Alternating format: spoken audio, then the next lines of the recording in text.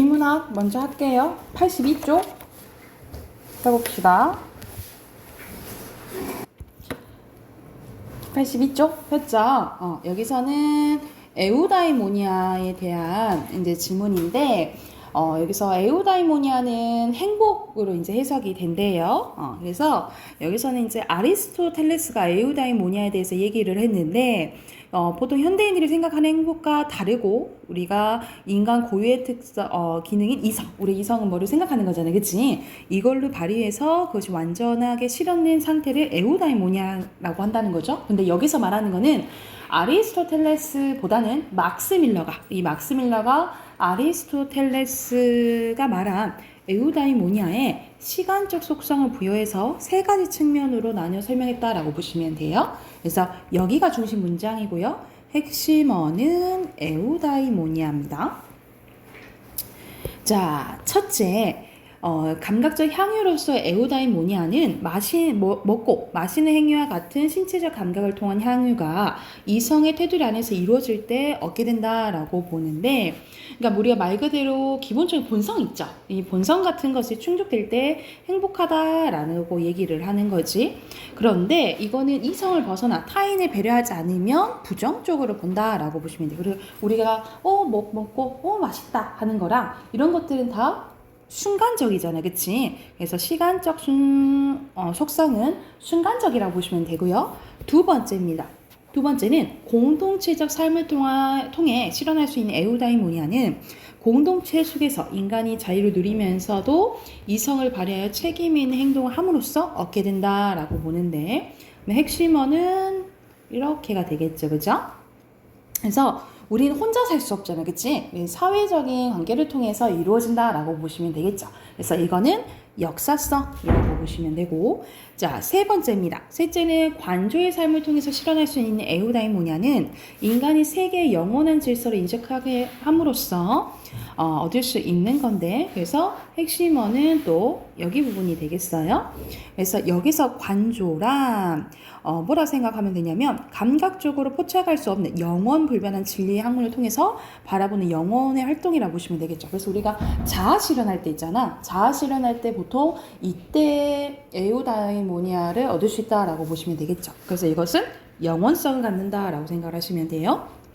그래서 밀러를 통해서 우리가 보는 것은 이거는 그 자체로 의미가 있는데, 근데 이거는 서로 세 가지가 있었잖아. 순간성, 역사성, 영원성은 무관한 것이 아니므로 인간은 전생에 걸쳐서 이 세 가지를 구현하기 위해서 노력해야 된다라고 본 게 막스 밀러의 주장이라고 생각하시면 됩니다. 핵심어는 에우다이모니아예요. 자, 옆에는 핑크 넣는 거 있지, 그치? 1번에는 에우다이모니아고요. 에우다이모니아. 그리고 2번에는 감각적, 3번에는 공동체적, 4번에 관조고요. 그리고 5번 위에 빈칸 있죠? 순간성이고요. 여기까지 됐나요? 그래서 전체적인 글의 구조도는 이거는 딱 명확하잖아. 첫째, 둘째, 셋째 있으니까 우리 구조도 보시면 되겠죠? 그럼 해당하는 문제 답 확인해 볼게요. 자, 1번에는 순서대로 에우다이모니아, 그리고 밑에는 관조입니다. 그리고 2번에 또 에우다이모니아네요. 에우다이모니아 하면 되고, 3번에 적절하지 않은 것은 여기서는 5번이죠. 우리 마지막 문단 봤을 때 다 관련이 있다 그랬잖아요, 그치? 여기가 잘못됐고, 그리고 4번 가보면 기억은 감각이고요, 니는 관조. 그래서 첫 번째랑 세 번째 거 생각을 하면 돼. 그래서 알맞지 않은 것은 4번이죠.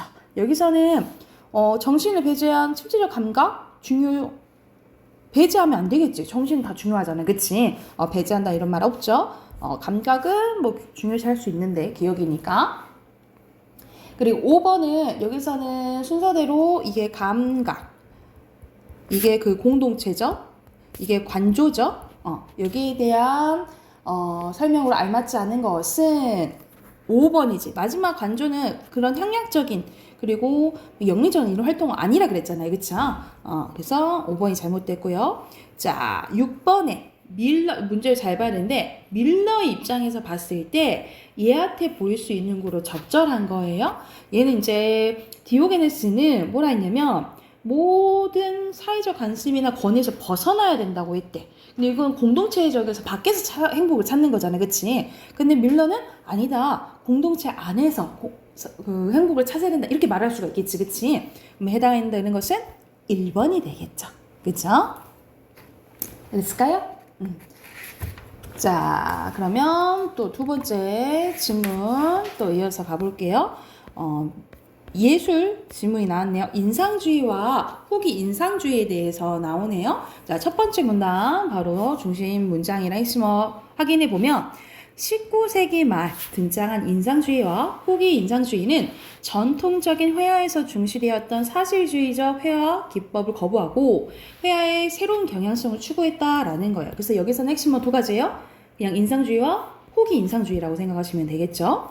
자, 인상주의 화가들은 색이 빛에 의해서 시시각각 변하기 때문에 대상의 고유한 색은 존재하지 않는다라고 본 거예요. 않는다라고 봤는데, 인상주의 화가의 대표 중에 모네가 나왔네, 그치? 모네의 개념, 주장은 대상을 사실적으로 재현하는 회화적 전통에서 벗어나기 위해 빛에 따라 달라지는 사물의 색채와 그에 따른 순간적인 인상을 표현하고자 했대요. 그래서 여기서는 모네의 생각이 이제 나오고요. 자, 모네의 생각이 더 이어서 나옵니다. 모네는 대상의 세부적인 모습보다는 전체적인 느낌과 분위기, 빛의 효과에 이제 주목을 했는데, 그 결과 빛에 의한 대상의 순간적 인상을 포착하여 대상의 빠른 속도를 막 그려냈대. 그에 따라 거친 붓자국과 물감을 덩어리로 찍어 바른 듯한 흔적이 남아있는 경우가 많았대. 이로 인해 대상의 윤곽이 뚜렷하지 않아 색채 효과가 형태 모사를 압도하는 듯한 느낌을 주었다는 거죠. 그래서 이와 같은 기법은 사실적 묘사에 더 이상 치중하지 않았다. 그러니까 전통적인 거랑 다른다라고 보시면 되겠죠. 그러나 모네 역시 대상을 눈에 보인 대로 표현했다라는 점에서 완전히 벗어나지는 못했다라는 한계가 있다라는 거죠. 그에 반해 자, 후기 인상주의 화가들은 재현 위주의 사실적 회화에서 근본적으로 벗어나는 새로운 방식을 추구했는데요.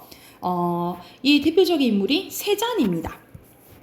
세자는 회화에서 눈과 두뇌가 필요하다. 이 둘은 서로 도와야 하는데 모네가 가진 것은 눈뿐이밖에 없었다라는 거면서 사물의 눈에 보이지 않는 형태까지 찾아 표현하려고 했대.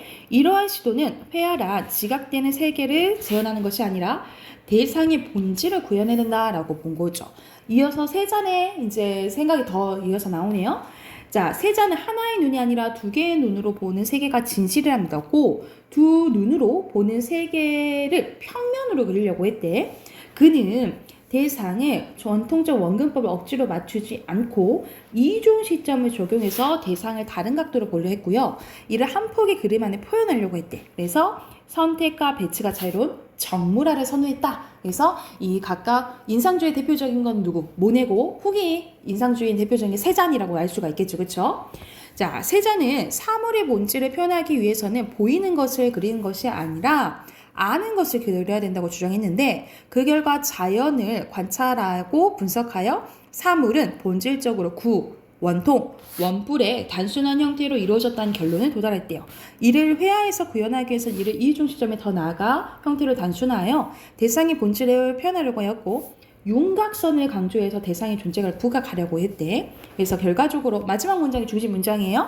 회화의 정체성에 대한 고민에서 비롯한 그의 화풍은 입체파, 나중에 입체파 화가들에게 직접적인 영향을 줬다라는 내용이네요. 여기서 핵심은 그대로 세잔이라고 보시면 됩니다.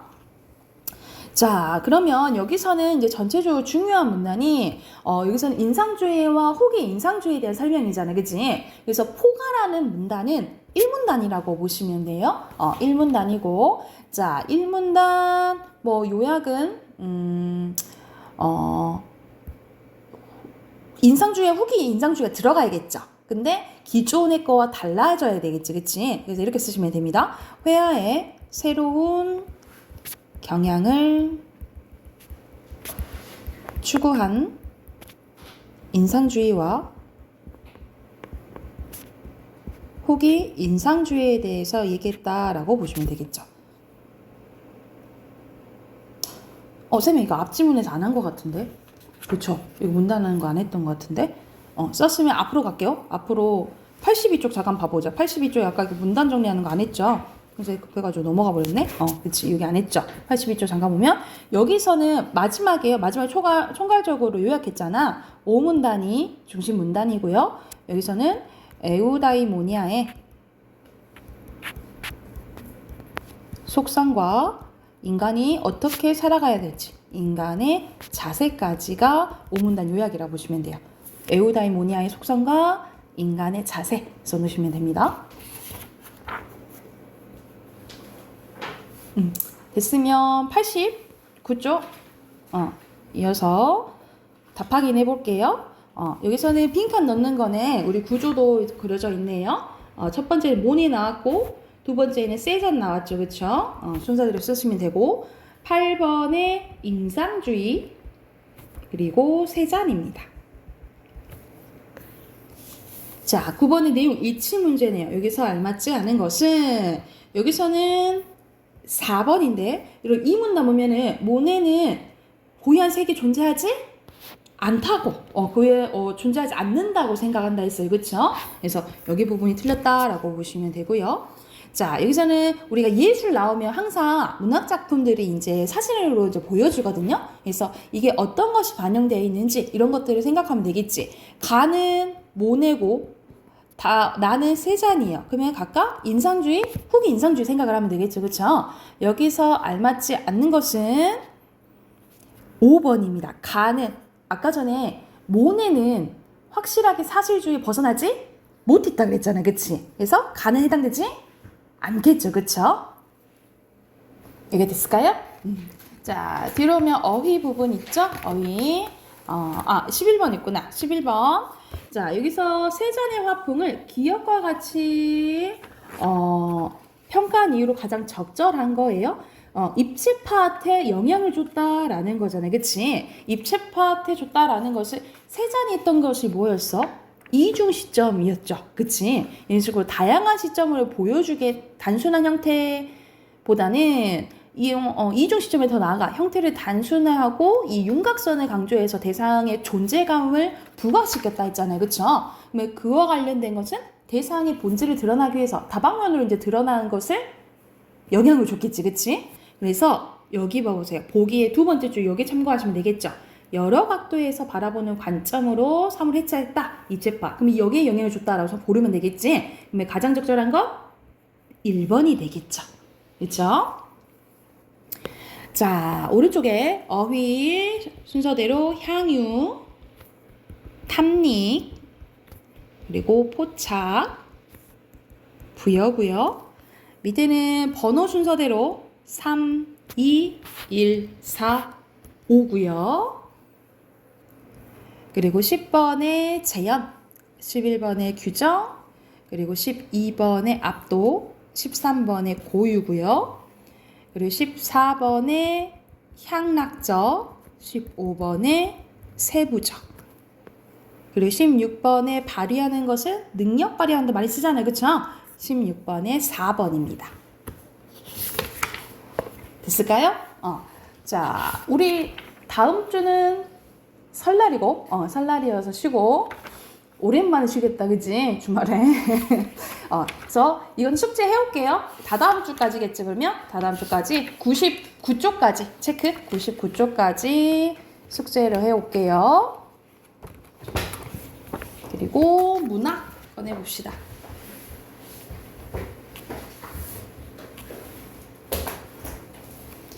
자, 문학 어저께 숙제 조금 내줬었는데, 그쵸? 69쪽으로 갑니다.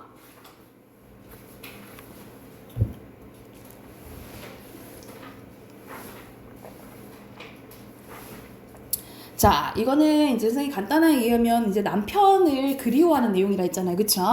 자, 6번부터 같이 답 확인해보면, 자, 여기서 알맞지 않은 것은, 여기서는 3번이죠. 남편이 왜 모자를 쓰게 된 거야? 암 치료 과정에서 항암 치료하면서 이제 머리가 빠지니까 모자를 쓰게 된 거죠. 그리고 7번에 가장 적절한 것은 2번이죠. 다른 것들은 물건을 다 줘도 남편 물건 중에 모자는 안 줬다라고 했지, 그치? 그리고 8번에 가장 적절한 것은 여기서는 나가 남편에 대해서 자기 얘기를 쭉 하는 거예요, 그쵸? 1인칭으로 서술하고 있으니까 2번이라고 보시면 되겠죠. 가장 적절한 건 2번이고요. 자, 9번 갑니다. 9번에 윗글에 대한 내용으로 적절하지 않은 것은 여기서는 1년 동안 거의 너무 힘들어 했다 했잖아. 남편이 이제 그 치료를 하면서. 그래서 답은 2번입니다. 나아지는 거 느끼진 않았고. 그리고 10번에 기억의 기능입니다. 기억은 틈 바구니라는 이제 말 또한 말 뜻은 이상의 것, 또 뭐 한없이 추구해야 할, 계속 얘기해야 될 거라고 생각을 하잖아요. 그쵸? 그래서 이 틈 바구니는 어떤 역할을 하냐면 계속 생각하게끔 만드는 거. 2번이라고 보시면 돼요.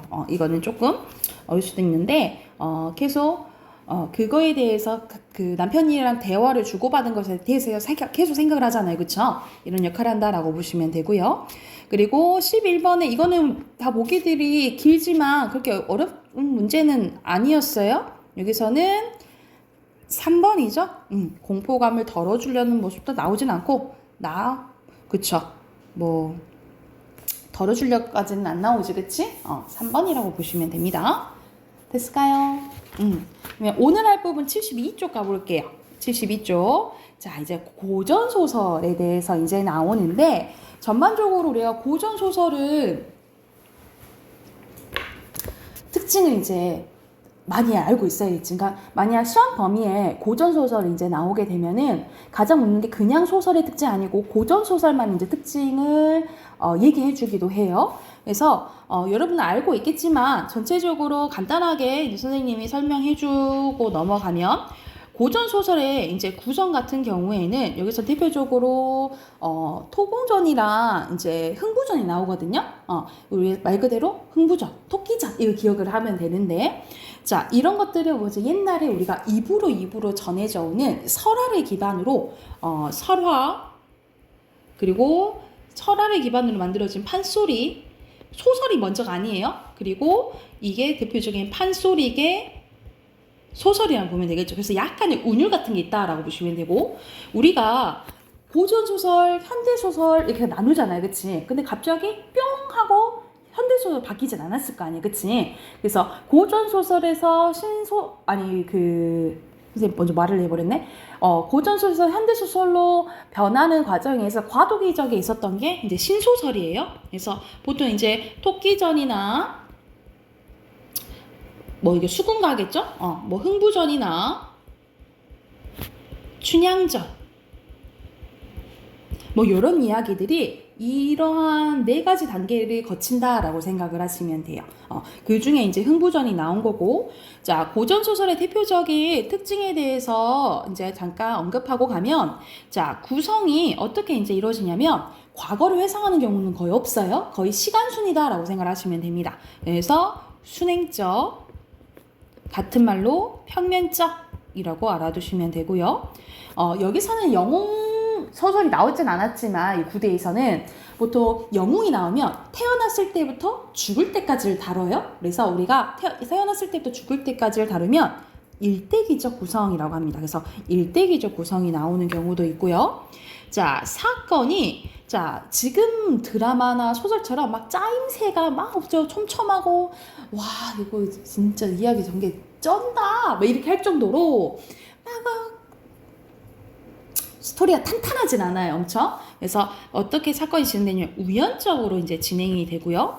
자, 우리가 대표적으로 흥부와 놀고 오는지 하는데, 흥부와 놀고의 대표적인 이야기가 이제 제비가 박씨를 물어다 주죠. 그래서 박을 막 열어봤더니 금은보화가 막 나오고 막 사람이 나와서 막 도와주고 이런 거는 말도 안 되는 일이잖아요. 그치? 그래서 비현실적인 이야기가 이제 나오는데, 비현실적인 요소는 같은 말로 전기적이라고 보시면 됩니다. 그래서 전기적인 요소가 많이 쓰인다. 다 그런 건 아닌데 대체로 좀 많이 나온다라고 보시면 되고요.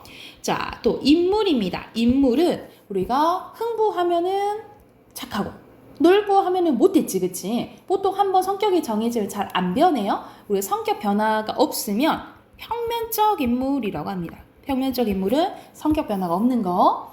반대는 입체적으로 생각하시면 되겠죠? 그리고 효녀 뭐 하면 심청이, 연려 하면 춘향이, 이런 것처럼 어떤 사회계층이나 사회집단을 대표하는 것을 전형적 인물이라고 해요. 그래서 이런 식으로 구성되어 있는 게 고전소설이라고 생각하시면 되고, 뭐 주제나 결말 같은 것을 본다면 우리 착한 사람들 다 이기잖아, 그치? 대표적으로 권선징악, 선을 권하고 악을 징벌한다라고 보시면 되고, 뿌린대로 거둔다 해서 인과응보, 그리고 거의 행복한 결말이라고 보시면 돼요. 다 그런 건 아닌데 거의 다 해피엔딩이라고 생각하시면 됩니다. 거의 다 해피엔딩이고, 그리고 시점은 다 전지적 3인칭 전지적 작가 시점입니다. 그러면 서술자가 모든 상황이나 인물의 심리에 대해서 다 알잖아, 그치? 그래서 서술자가 개입하는 경우가 있는데, 서술자가 개입하는 경우를 우리가 편집자적 논평이라고 해요. 편집자적 논평. 그래서 이런 고전소설이 나오면 가장 먼저 봐야 될 부분이 이 편집자적 논평이 어디 쓰였는지를 봐야 돼요. 갑자기 이 상황에 대해서 서술자가 난 이렇게 생각하는데 예를 들어 심청이가 인당수에 이제 빠지려고 해. 아이고 심청이 불쌍한지고 막 이런 식으로 얘기가 우선 나온단 말이죠. 이런 이제 편집자적 논평이 쓰였는지 항상 나오는 문제라고 생각을 하시면 돼요. 그래서 이거를 이제 구별할 줄 아셔야겠죠. 자, 그러면 오늘 할 부분 흥부전 바로 들어가 볼게요. 여러분 전체적인 스토리는 알지만 여기선 좀 특이한 부분이 좀 나온다라고 보시면 됩니다. 자, 여보 마누라 슬퍼마오, 가난 구제는 나라에서도 못한다니 형님이 너 어찌하겠소. 그러니까 놀부가 안 도와주는 거야 지금. 우리 부부가 품이나 팔아 살아갑시다. 우리가 열심히 일해서 살아가면 되죠? 라고 한 거야. 그래서 아내가 이 말을 순종하여 서로 나가서 품을 팔기로 했다. 흥부 아내는 여기서부터는 자 나열돼요. 방아 찢기, 술집에 술 거르기, 초산난 집, 제복 찢기, 대사 치는 집, 집 닦기, 집그릇 닦기, 굿하는 집에 떡 만들기, 얼음이 풀릴 때면 나물 캐기, 봄보리 가라 뭐 하면서 나열되잖아. 그 하는 일이 여기까지 나열되죠. 그래서 어떻게 보면 이거는 열거법도 되고요. 나열되니까. 그리고 뭐뭐하기 비슷한 문장 구조가 반복되죠. 그렇죠? 그래서 대구법도 되겠죠. 그래서 이런 걸로 조금 운율을 좀 형성해 준다라고 보면 되겠지. 이렇게 온갖 일을 다 했는데 살기가 막막했대. 그러니까 하루하루 살아가는 진짜 하루살이들인 거지. 그치? 자, 근데 어느 날 큰 구렁이가 제비 새끼를 모조리 잡아먹고 남은 한 마리가 허공으로 푹 떨어져 피를 흘리고 발발 떠는 것이었다. 흥부 아내가 명주실을 급히 찾아내어 흥부는 얼른 명주실을 받아서 제비 새끼의 상한 다리를 감아 찬이슬에 얹어줬대. 이제 치료해 준 거죠. 그랬더니 하루 지나고 이틀 지나고 이래하여 10일이 지나자 상한 다리가 제대로 소생되어 날아다니게 되니 주류에 앉아 제잘 가리며 울고 두덩치를 떠서 날아갈 때 소상간 기러기는 왔노라 하고 강남 가는 제비는 가노라 하고 하직했대. 그래서 치료 다 하고 떠난 거죠. 이 제비가. 이리하여 제비가 강남 수천리를 홀홀 날아가서 여기서는 갑자기 누가 나와? 제비왕이 나와? 제비왕을 보내러 가니 제비왕이 경은 어찌하여 다리를 절며 들어오느냐? 아니 신의 부모가 조선국에 나가 흥부의 집을 깃들었는데 뜻밖의 큰 구렁이에 화를 입어 다리가 불어 죽을 것을 흥부의 구조를 받아 살아 돌아왔습니다. 흥부의 가난을 명쾌해 주신다면 소신은 그 은고는 10,000분의 1자로 갚을까 합니다. 그래서 이거는 이제 제비가 말하는 것처럼 표현했잖아요. 그치? 뭐 전체적으로 의인법도 되고 사실 말이 안 되죠? 약간 비현실적인 요소도 있는 거죠. 그쵸? 그랬더니 흥부는 과연 어진 사람이다. 공의는 자는 보호남을 군자에 도리니 어찌 은혜를 아니 갚겠냐. 갚겠다 이 말이죠. 그쵸? 일부러 의문문 형식으로 표현한 서리법 쓰였지. 내가 박실 하나 줄 테니까 은혜 갖고 와라 라고 얘기를 한 거야. 그래서 제비가 오른쪽 가서 왕께 감사드리고 물러나서 그럭저럭 그 해를 넘기고 이듬해 춘삼월을 맞으니 모든 제비가 타국으로 건너갈 때였대. 그 제비 허공 중천에 높이 떠서 박씨를 입에 물고 너울너울 자주자주 바삐 가서 흥분의 집에 찾아들어 너울너울 넘도는 거동은 마치 붓게 흑룡이 여의주를 물고 오색 구름을 떠 넘는 듯하고 여기서는 이제 지규법 나온 거죠. 단산의 어린 봉에 대씨를 물고 오동남에 논 있는 듯하고 황금 같은 꾀꼬리가 봄띠를 들고 수양버들 사이를 오가는 듯 했대. 그래서 이 제비가 오는 모습을 이제 묘사를 한 거죠. 지기법 표현에서. 이리 기웃 저리 기웃 넘노는 거동을 흥부 아내가 본 거야. 여보, 아야부지, 작년에 왔던 제비가 입에 무엇을 물고 와서 저토록 넘들고 있으니 구경해보세요. 흥부가 나와 이상하게 여기고 그 제비가 머리 위에 날아들며 입에 물었던 것을 앞에 떨어뜨린대. 집어보니까 너무 귀엽게 보은 박, 은혜를 갚는 박이다 라고 써져 있었다라는 거죠. 그것을 울타리 밑에 터에 담고 심었더니 2, 3일에 싹이 나고 4, 5일에 순이 뻗어 마디마디 잎이 나고 줄기마다 꽃이 피어 박 4통이 열렸대요. 추석날 아침 시간이 지나서 추석날이 됐어. 배가 고파 죽겠으니 연근 박 한 통을 따서 박 속이나 지져먹자 하고 박을 따서 먹줄을 반듯하게 긋고서 흥분해에는 톱을 잡고 막 이제 박을 간 거예요. 밀거니 달거니. 그랬더니 오색 체온이 서리며 청이동자 한 쌍이 나왔다라는 거야. 그래서 왼손에는 약병을 들고 오른손에는 쟁반을 눈 위로 높이 이렇게 받쳐서 그 동자들이 이것들은 값으로 따지면 억만 년이 넘으니까 팔아 쓰십시오 하고 사라져 버렸대. 말도 안 되는 비현실적인 요소 나오는 거지, 그치? 그래서 아까 비현실적인 요소 같은 말로 뭐라 했죠? 정기적이라 했지? 정기적인 요소들이 있는 거야. 그리고 밥 한 통을 또 이제 갈라보니까 세간부치. 집에는 이제 가구들 있죠? 지금 보면은 세간부치들이 막 나왔다 이 말이죠. 그리고 또 하나 이제 따지니까 순금괴가 나왔대요. 그래서 금거북 자물쇠를 채웠는데 열어보니까 이런 것들이 가득 차 있었대. 그래서 또 쏟으면 또 가득 차고 또 서면 가득 차고 완전 화수분 여러분 알죠? 꺼내도 계속 있는 거. 이 화수분 같은 이제 괴를 얻게 된 거야. 또 다시 한 통을 뚝 나니까 1등 목수들과 각종 곡식이 나왔는데 목수들은 명당을 가려 털을 잡고 집을 지었고 또 사내종, 계집종, 아이종이 나오면 온갖 것을 다 쌓고 법석이니 흥부네가 하루아침에 뭐가 된 거야? 부자가 돼버린 거죠. 그쵸?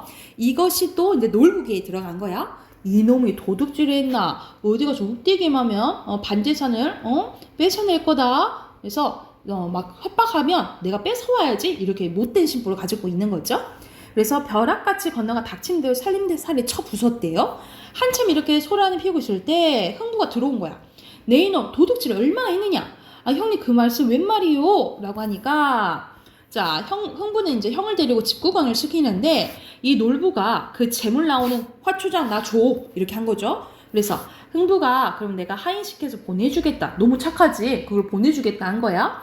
그런데 스스로 짊어지고 가서 집으로 이르니 놀부 안에는 눈이 휘둥그레진다. 그래서 흥부가 부자가 된 연유를 알게 되자 우리도 다리 부러진 제비 하나 만났으면 안 해줬겠소? 하면서 제비를 기다렸다라고 여기선 끝나지만 여러분 술을 알잖아. 오히려 제비 다리를 부러뜨렸다가 이제 박을 이제 받았는데 박씨를 받았는데 거기서 이제 막 도깨비들 나오고 해가지고 막 혼났다라는 이제 이야기죠, 그쵸?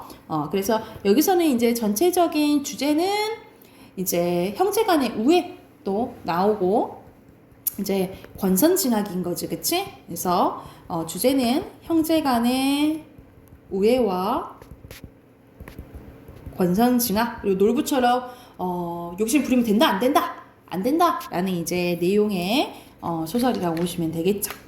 그래서 거기에 대한 내용에 해당되는 문제 75쪽이 있어요. 75쪽 바로 문제 풀고 답 확인해 봅시다.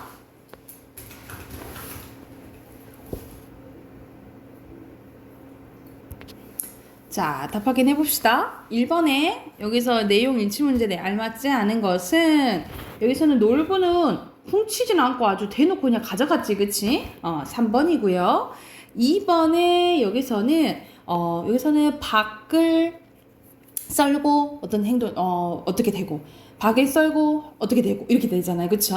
그래서 가장 적절한 것은 1번이에요. 여기서는 박 썰고, 금괴 나오고, 박 썰고, 청자 나오고, 이런 이제 행동이 된다라고 보시면 되고요. 3번에 알맞지 않는 것은 여기서는 3번입니다. 먼저 제비가 박씨 물고 온 것을 알아챈 사람은 아내죠. 그쵸? 아내가 이제 얘기를 해준 거고. 자, 4번에 알맞지 않은 거네요. 여기서 알맞지 않은 것은 정말 터무니없는 게 있잖아. 2번이죠. 그쵸? 2번이고. 이렇게 보면은 놀부가 정말, 자기도 부자면서 흥부가 부자 된 것을 배합하는 거죠. 그쵸? 3번입니다. 자, 두 번째 거 또 이어서 가볼게요. 79쪽입니다. 79쪽은 여기서는 우리가 알고 있는 토끼전 있죠. 또는 별주부정 이야기가 나오는데 그거를 또 다른 식으로 이제 쓴 이거는 토공전이라는 이제 소설이에요. 이건 토공전인데 여기서는 이제 특이하게 자 토끼가 이제 꾀를 발휘해가지고 도망가잖아요. 그 이후의 이야기입니다. 그 이후에 이제 이야기 나와. 각설은 우리가 고전 소설에서 앞에 이야기 그만두고 다른 이제 이야기로 화두를 좀 바꿀 때 그렇게 쓰는 게 이제 각설이라고 보시면 돼요. 토끼는 만수산에 들어가 바위구멍에 숨어 사니 신세가 태평하고 만사가 무심하여 혹은 일어났다 앉았다 하고 혹은 벽에 기대어 눕기도 하는 중 용왕의 말이 귀에 들리는 듯하고 용궁의 경치가 눈앞에 삼삼해 기쁨을 이기지 못한 채 뭐라고 생각하냐면 내 만수산 일개 토끼로서 간사한 놈의 토끼 꼬임으로 거의 내가 죽을 뻔했지. 그래서 지금 도망친 상황인 거야. 그러나 두세 치밖에 안 되는 혀로 만승의 임금을 유혹하여 용궁을 두루 구경하고 만수산으로 들어왔으니 비록 소장의 구변이나 양평의 지혜라도 이것들은 이제 중국의 인물들이라 생각하시면 돼요. 그러니까 우리 보통 고전 소설은 중국의 유명한 사람들 있죠. 아니면 중국의 고사를 인용하는 경우가 많다라고 보시면 됩니다. 이보다 낫지 못할 거야. 이후에 다시는 동해가를 받지도 말고 맹세코 용궁 사람들 말도 말고 돌베개에 팔이나 괴고 살아갈 거야 하더니 갑자기 검은 구름이 남쪽으로부터 오더니 조금 있다가 광풍이 막 갑자기 쏟아지는 거예요. 또 우레가 소리가 울리고 번개불에 번쩍하더니 조용하고 컴컴해져 지척을 분간할 수 없었대. 이건 필시 용왕의 조화야. 용왕이 지금 나 이거 도망갔다고 지금 나 벌레 이렇게 나한테 하는 건가? 이렇게 생각했던 거야. 막 피하고 숨으려 할 때 순간 뇌공이 바위 구멍으로 쳐들어오더니 이 토끼를 잡아가는데 날아가듯 빨라 잠깐 사이에 남천문 밖으로 이르렀대요.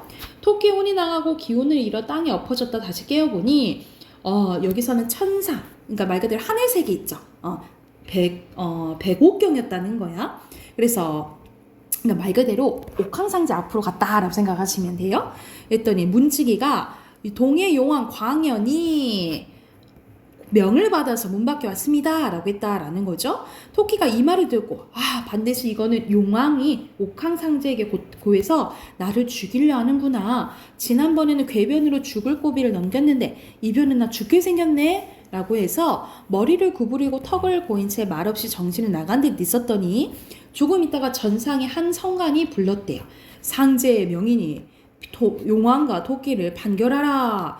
말이 끝나기 전에 용왕은 전하를 끌어앉아 토끼를 바라보면서 몹시 한스러워했대요. 한 성관이 지피 물고 두 사람을 앞에 놓더니 상제의 명인이 각자 느낀 바를 진술하고 처분을 기다리라. 그래서 용왕이 먼저 이제 진술을 합니다. 이제 토끼를 잡아왔던 용왕 있죠? 용왕 입장에서 이제 먼저 얘기를 하는 거야. 용왕이 뭘 하냐면 엎드려 생각하건대 소신은 모든 관리들의 장으로서 직책이 사해의 우두머리가 돼서 자기는 사해 쪽의 우두머리인데 구름과 안개를 일으키는 변화를 부리고 하늘에 오르는 비를 내립니다. 저는 이런 일을 합니다.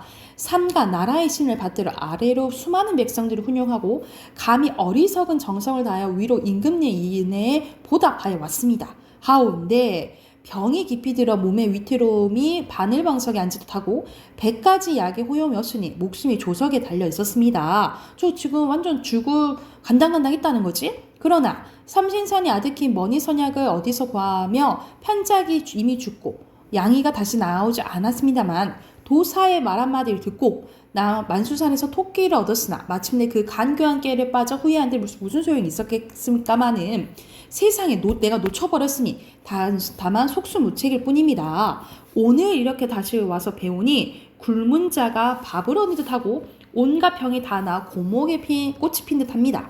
엎드려 원하옵건대 전하께서는 제왕께서 작은 것을 가지고 큰 것을 바꾼 인자함을 본받아 소신의 병으로 죽게 된 목숨을 구해 주십시오. 저 억울하게 지금 죽었다니까요? 그러면서 억울하게 죽게 생겼으니까 저 좀 불쌍히 여겨 주세요. 살고 싶습니다. 라고 얘기를 한 거죠. 이제 토끼가 얘기합니다. 엎드려 생각건대 소신이 만수산에서 낳고 만수산에서 자라 오로지 이 생명을 산중에서 다였을 뿐 세상에 출세함을 구하지 않았습니다. 수양산에서 고사리를 먹다 죽은 백이, 그러니까 중국의 이제 유명한 사람 얘기를 하는 거죠. 높은 절개를 본받고 동고에서 시를 읊은 도장의 기풍을 따랐습니다. 아침에 구름 낀 산에 올라 고라니 사슴들과 짝하여 놀고 밤에는 월궁에서 상어와 함께 약방아를 찧었습니다. 그러는 동안에 세상에 사람들이 해를 끼치지 않았는데 나는 죄진 게 없다 이 말이죠. 어찌하다 용왕에게 원망을 사서 결박하여 섬돌 아래 놓이니 절인 생선이 줄이 깨인 듯하고 전상에서 호령하니 뜨거운 바람이 부는 듯합니다.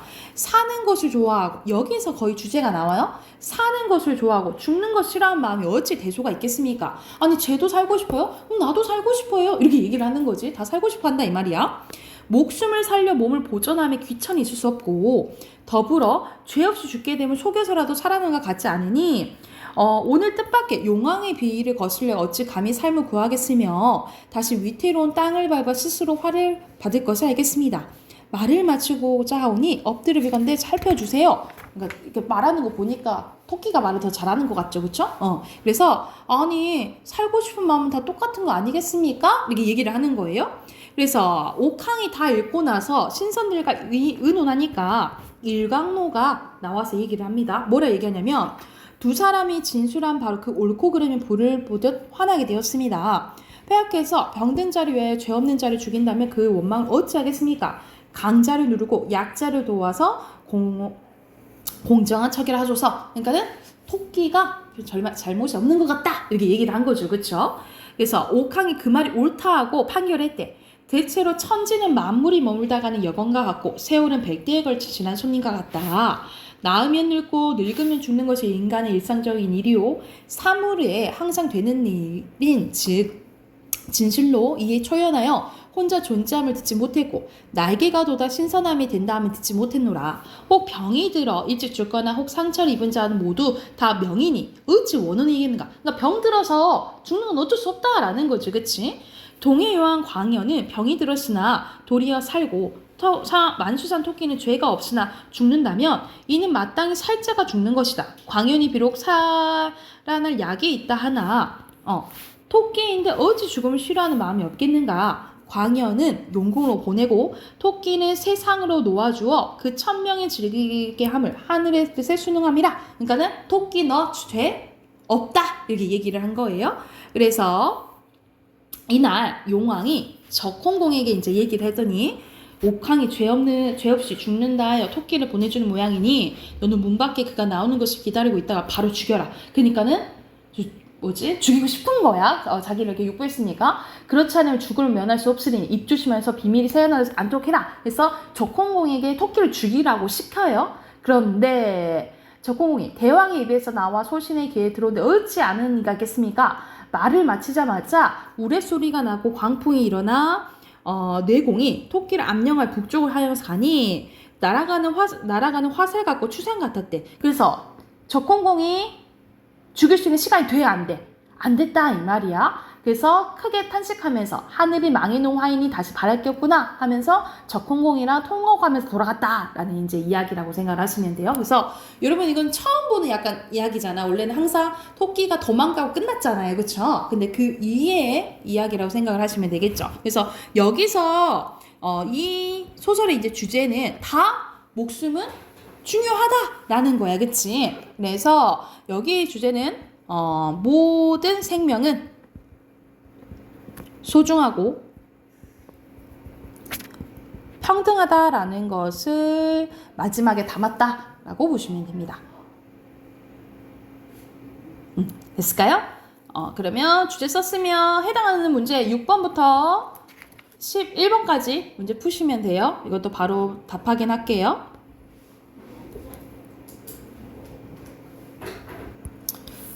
고전 소설이 그냥 읽기에는 말이 좀 어렵죠.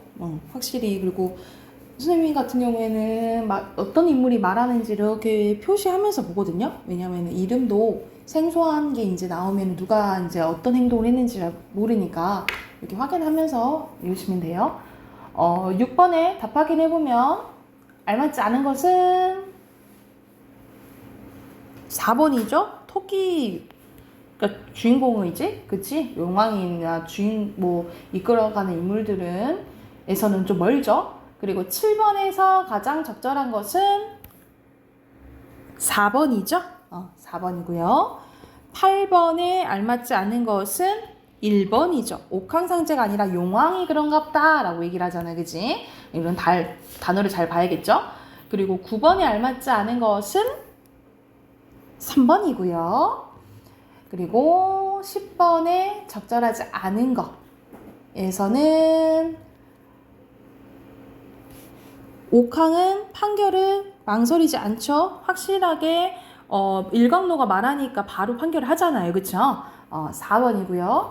마지막에 토끼를 놓치죠. 그 놓친 이야기를 통해서 주제를 나타내는 거지. 2번입니다. 이게 됐을까요? 자, 그럼 문법 꺼내봅시다. 자, 문법 116쪽이에요.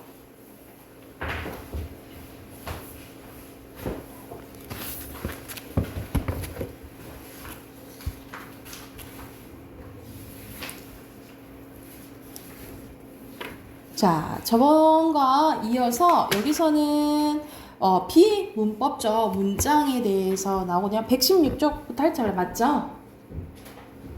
아니에요? 맞아요? 114부터 할 차례예요? 115쪽 안 돼 있어요? 114부터? 맞아요? 오케이. 선생님 114호로 적혀져 있어서. 그러면 여기서부터 해봅시다. 자, 여기서는 비문법적인 문장 표현에 대해서 다 나오는데 말 그대로 문법이 맞지 않는 문장이라고 생각을 하시면 돼요. 그래서 그 대표적인 이제 예시들이 나온다라고 보는데 간단해요. 자, 보면은 문장 성분 간의 호응이 맞지 않는다는 거죠.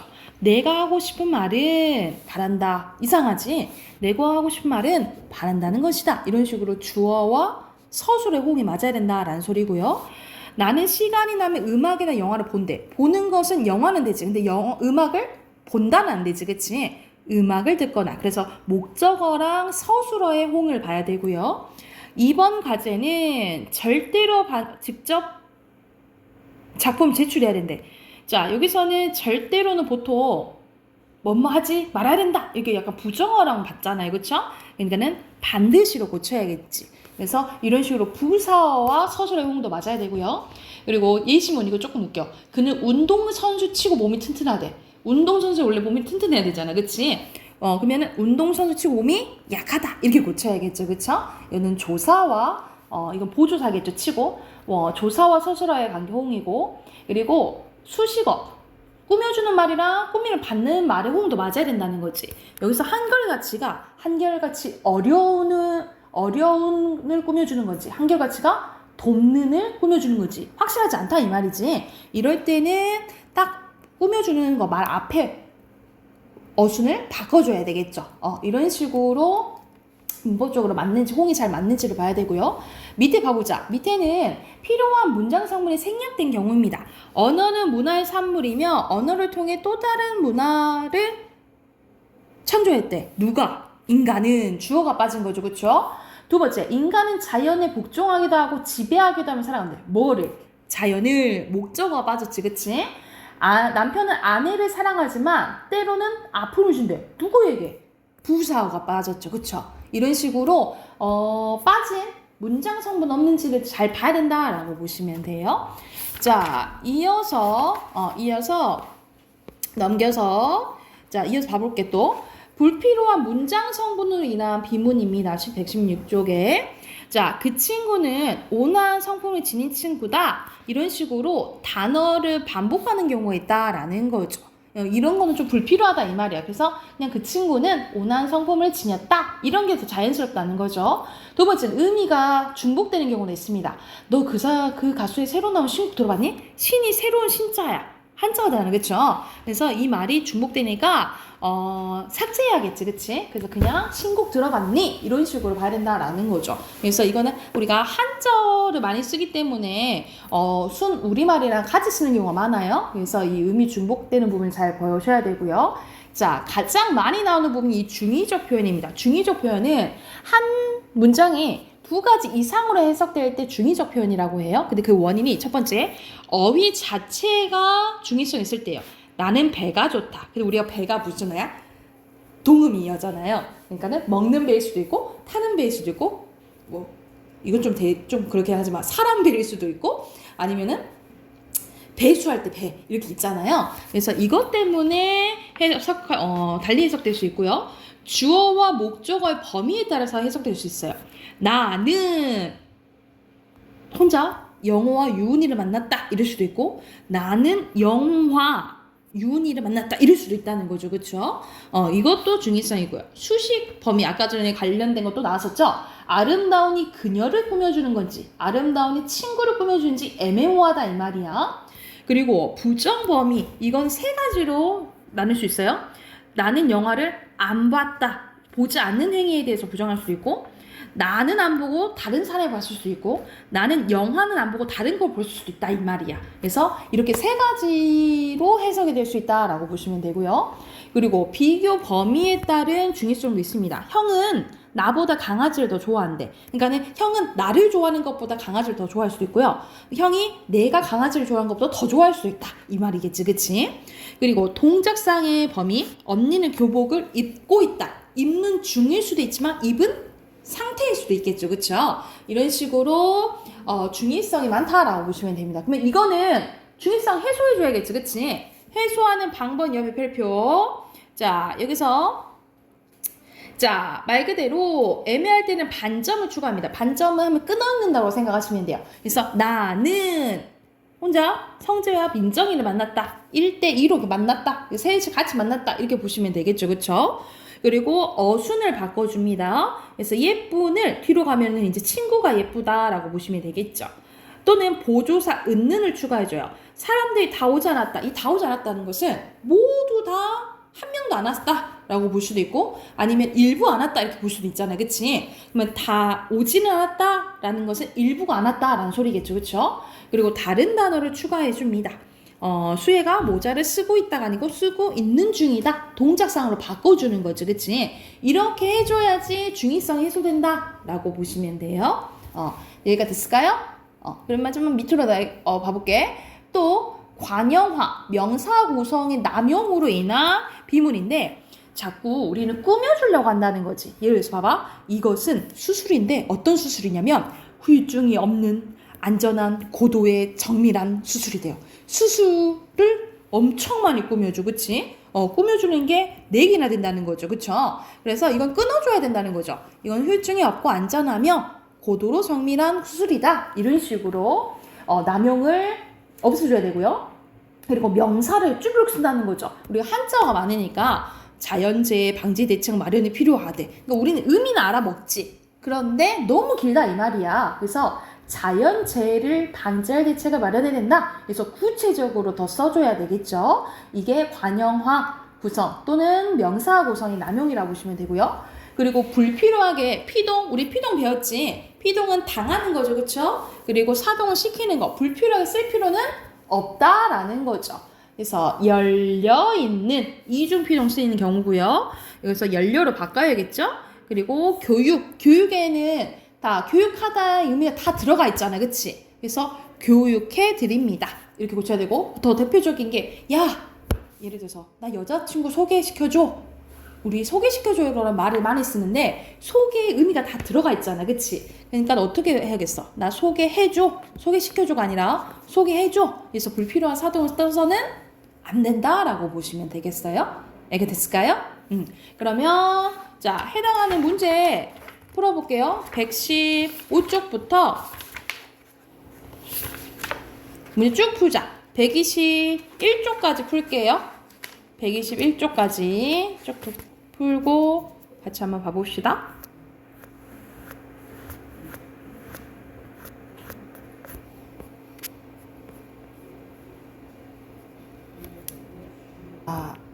우선 117쪽까지는 거의 풀었죠? 거기 답 확인해 볼게요. 115쪽부터. 자, 1번에 주어, 그리고 여기는 뭐뭐 하면, 이는 만약으로 가야겠지? 만약 날씨가 좋지 않으면 소풍을 가지 않을 것이다. 이게 이제 앞에만 고치면 되니까, 이게 더 이렇게 고치는 게 낫겠죠? 그리고 3번에 순서대로 X으로서, 그쵸? 그리고 맞고요. 그리고 아니죠? 개로 고쳐야겠지, 그치? 그리고 순서대로 여기선 주어 빠졌고 여기선 부사어 빠졌죠. 그리고 옆에서는 비록 초보자 어떻게 고쳐야겠어? 비록 초보자 일지라도 이렇게 고쳐야겠죠. 이건 변경한 거고요. 그리고 그려서 무엇을, 예를 들어서 문서를 작성할 수 있다. 여기서는 목적어를 추가한 거죠. 그치? 그래서 여기서는 각각 위에 기역, 니은, 디귿, 리을 봤을 때 각각 니은과 디귿에 해당되는 거잖아요. 그치? 그러면 XO, OX 해가지고 답은 3번입니다. 보시면 되고 117쪽 갈게요. 117쪽에 나는 모자를 쓰고 있다. 이거는 뭐 쓰면 돼요? 동작상의 범위에 따른 중의성 이렇게 쓰시면 되고요. 여기서는 2번은 수식의 범위에 따른 중의성 이렇게 쓰시면 되겠죠. 그리고 6번은 여기서는 부정 다 오지 않아서 부정 표현이지 부정 범위에 따른 중의성 이렇게 보시면 되고요. 여기는 꾸며주는 게 너무 많지. 유구한, 빛나는 막 이런 식으로 이거는 관형화 구성의 남용이라고 보시면 되고요. 여기서는 보여진다 피동, 소개시켜줘 사동, 그리고 피동이자 이렇게 보시면 되고요. 비사피 이렇게 쓰시면 되고 자, 기역에 해당되는 것은 예쁜 모자에 장식물이 돋보였어. 이거는 수식이죠. A. 그리고 니은은 부정이죠. B. 그 다음에 여기서는 동작이니까 D. 그리고 리을은 비교 범위죠. C 하시면 되고 미음은 여기서는 들어오는 뭐 꾸며주는 거잖아. 이것도 A에 속한다라고 보시면 돼요. 그래서 해소를 했는 것은 1번 했고요. 2번도 마찬가지고. 근데 3번은 아니죠. 그래서 답은 3번이라고 보시면 됩니다. 이거는 해소한 게 아니죠. 입고 있다. 그러니까 똑같이 중의성이 돼버리지. 그치? 자, 밑에 빈칸 순서대로 하면 비문, 1번에 비문, 2번에 호응, 3번에 생략, 4번에 목적어고요.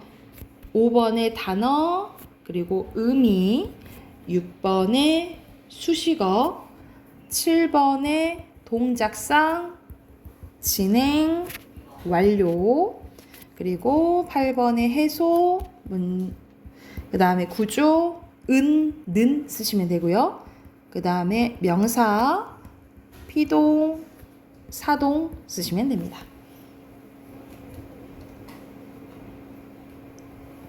이해가 됐을까요? 그러면 숙제 121쪽까지 121쪽까지 해오시게요. 왜냐면 우리 2주에 보잖아. 충분히 해올 수 있겠죠? 그래서 오늘 숙제는 비문학 그리고 문법 그리고 어휘 외우시면 될 것 같아요. 여기까지 합시다. 그리고 명절 잘 보내시고요.